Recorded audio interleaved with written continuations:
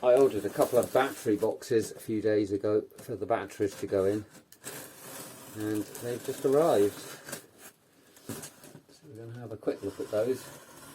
They're just plastic boxes, but they're very handy if you have, well, any kind of battery really, because they stop the batteries from moving around. And also if you've got lead acid batteries, then it's my dog barking.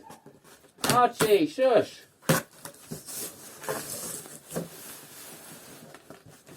As I was saying, if you've got some lead acid batteries, they can leak and make a mess of wherever they are. And these weren't expensive. I think they were about £25 each, something like that. So, what have we got here? Got some straps to hold down the battery inside the box, or maybe to hold the battery and the box. We've also got some dividers which go in here in case you've got a smaller battery. There's two of them there. Let's see if I can separate them.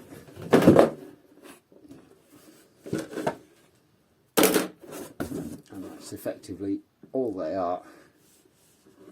And it did say that there were some fittings with it, and in fact, if you can see just there, so they get screwed to the floor, and then the strap goes over the box and holds the whole thing down.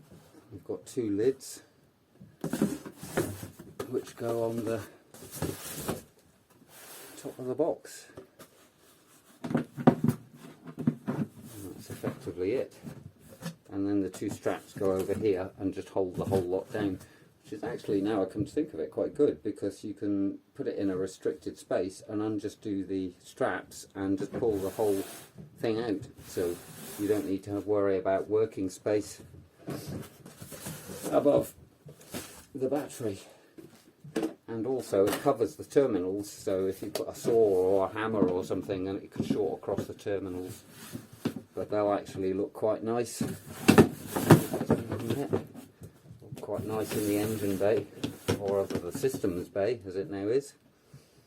Engineering if you're a Trekkie. And now we come to unboxing the electrical system, which is a box of tricks designed by an auto electrician to be easy to fit. That's what he says. So, hello Archie, is that your ball? Come here. First thing is the battery charger. And that looks pretty, thank you Archie, that looks pretty self-explanatory. Yes. And that just connects up, get these connectors to the battery. I think I probably prefer, I don't like these crocodile clips. This is a permanent installation, so I think this is the alternative where you actually get proper terminals on it. The Archie is determined to be a complete nuisance, and that's what they plug into.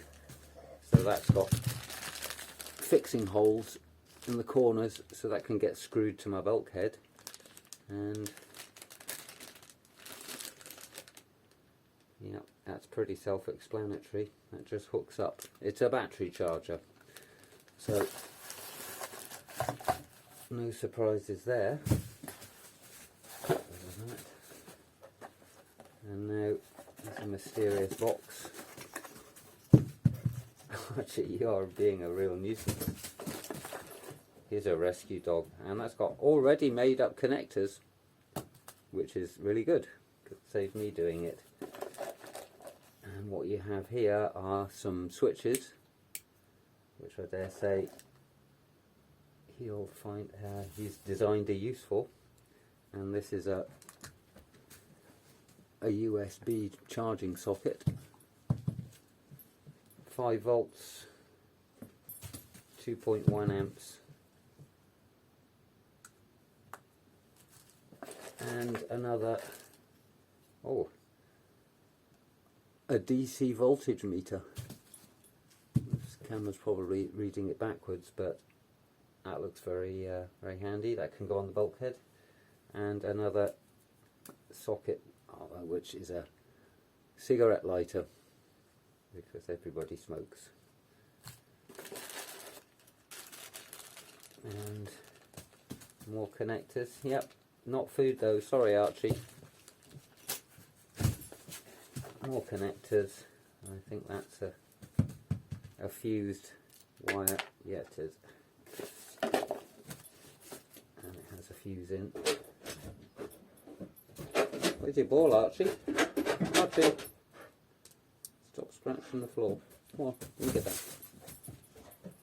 He doesn't like it when I'm talking to someone and he can't see who it is.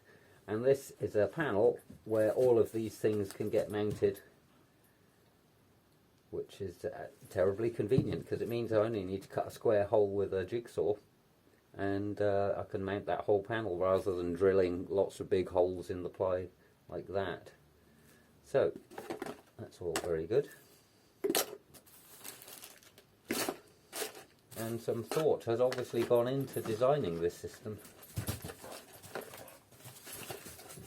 There's not very much spare cable, but because everything is going to be very close, of necessity now, then that doesn't matter. And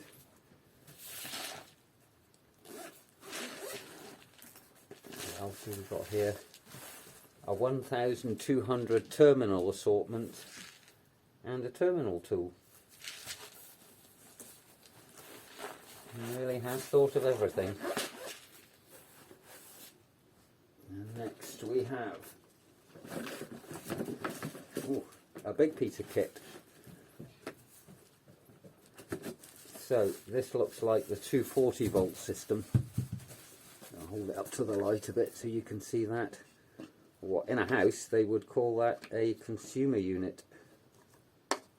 And you have 3 trip switches, or RCDs, residual current device, and your main switch with the test button. So that gets attached to the 240 volt system. And again, he's wired this up a treat. What have we got here? Yep, your standard 3-core cable. Yeah, it's all 3-core, so that'll mean it's a live, a neutral and an earth, so that's all for 240 volts, because in car stuff everything's earthed onto the body. Yeah boy. And he has even put stickers on here saying this is for the fridge, this is the battery charger, and this is the double socket, which is excellent. So that is very straightforward to fit, and there's no ring main. He's got a different circuit and a different fuse for each application or item. So Santa has been good to us this year. Next thing is a double socket, so that'll go there. And a box of cable clips, because we're not at home to long looping bits of cable rattling about inside body panels. And this is, I'm going to open it. All right. These are Archie. These are the rollers which I couldn't find before to lay the insulation on the floor, and I had to use my own rollers. In fact, there's 3 here. So if anybody wants to buy some rollers, get in touch, because now I don't need them. Although they are nice, wooden handles and everything. 500 quid's worth of anyone's money. So, battery cables, which are going to be too short because the leisure batteries are in the back and the starting batteries in the front, and there's about 5 meters in between. but I can use a few inches to connect the two batteries together. But I will have to buy some more of this. And it's annoying because I'll have a couple of meters that I don't have a use for. And we have cable ties. And lots of stick-on things. Alright, and these are cable tie mounts, which I've never actually seen before, but it makes a lot of sense. You can just stick that, you don't have to use self-tapping screws, you can just stick that onto a body panel and then cable tie a huge amount of cables that you're going to have floating around. And what else? We've got two battery covers, which you don't actually need because they're in boxes, and we've got that's just for one battery, and we've got two. And this is light switch body, and that is the weather cap for this, which should actually be on here. Yeah, I'll just jam it on there. So it's just the plug. Yes, Archie, it's the plug. It's still not food, I'm sorry. There will be food, but it's not this. And that will go on the back door probably. I was going to put it underneath, but I don't want it to get saturated with spray off the wheels. We've got another switch body here. And more cable clips. Some Stanley knife blades, which always come in handy. A single switched 240 volt socket. And these are, oh wow, even rubber grommets and blank. Oh well, yeah, they are rubber grommets. Thought they were blanking rubbers, but they're not. And I have no idea what these red strips are, frankly. And there's some heavy duty connectors as well in there. I'm beginning to suspect that he's included some stuff that's trying to cover every eventuality, and I might not use all of it. And these are, again, for one battery, and we've got two, some terminals.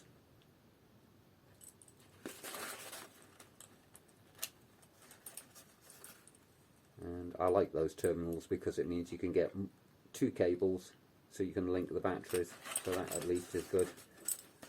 And just a plastic cover to go over the terminals, again for one battery, and we've got two. So pretty much all of these fittings are superseded by the fact that I spent 25 quid on a battery box. And there we have an LED lit light switch, which is quite nice.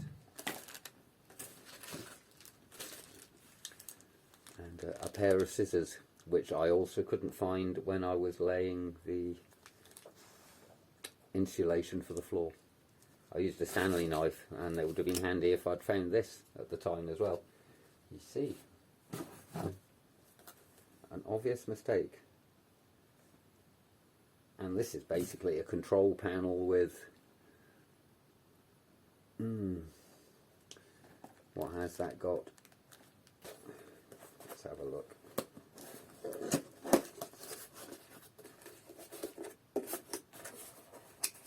Oh, already wired up. My God. So that's the fixing screws that came with it. And all of these fuses. There's going to be a lot of fuses in this system. Everywhere. So you're going to need, with all of these fuses here, you're going to need access round the back, which fortunately we do have. Not that I worked it out that way. Now this is strange because there was previously a box of tricks that had all of these again, and I don't think he's going to need, well, he might need two, I'm not sure. I'll liaise with the client in frank and wide-ranging discussions about whether he needs this or not. I suspect that I'll take the view you can't have too many sockets. And finally, the last thing in the box is a converter charger, which confuses me because, again, we seem to have had a charger the first out the box. Yeah.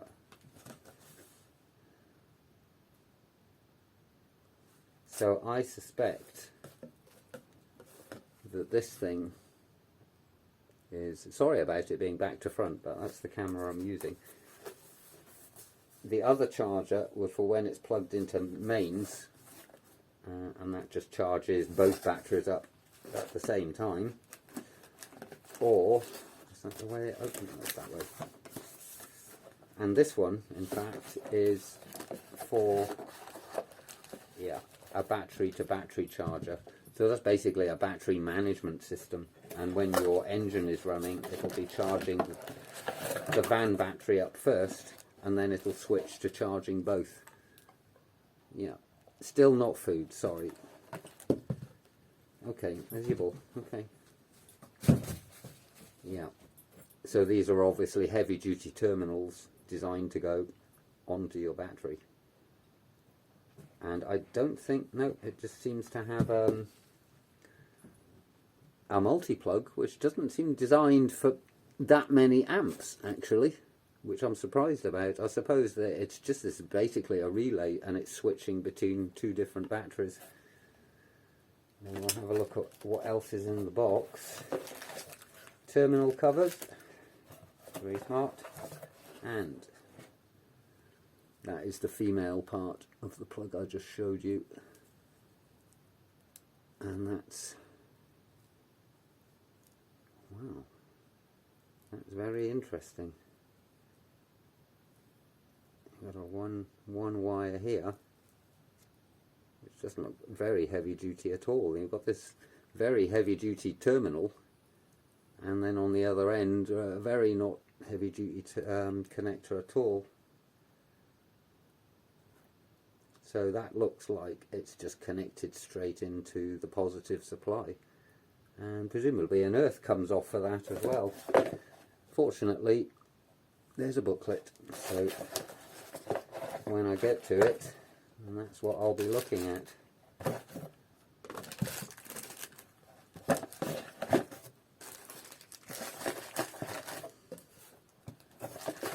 So that's the unboxing of everything. And let's put this one back in again so it's nice and protected.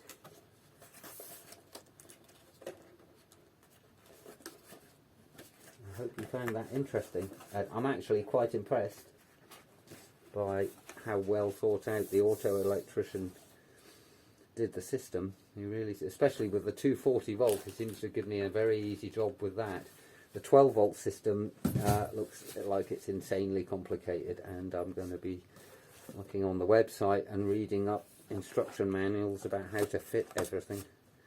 But we have the technology. Thank you for watching what must have been a very long video.